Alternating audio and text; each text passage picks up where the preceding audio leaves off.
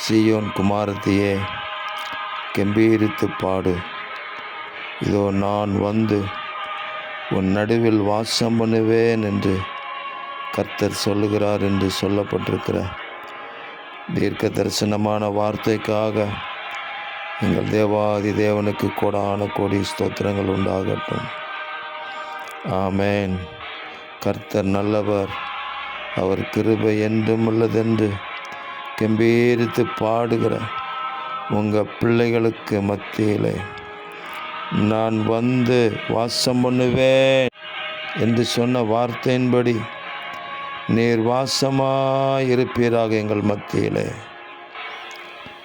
ஆமென். நான் அதற்கு சுற்றிலும் அக்கினி மதிலாயிருந்து அதன் நடுவில் மகிமையாக இருப்பேன் என்று எங்கள் கர்த்தர் சொல்லி இருக்கிற வார்த்தைகளுக்காக ஸ்தோத்திரம்.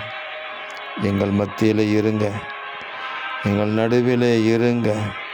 ஜீவனுள்ள தேவனுடைய வார்த்தைகள் எங்களுக்கு கிடைக்கட்டும்.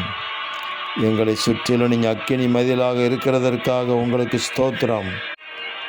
அநேக ஜனங்கள் கண்டு விசுவாசிக்கும்படி உங்கள் மகிமை எங்கள் மூலமாக வெளிப்படுவதற்காக உங்களுக்கு ஸ்தோத்திரம்.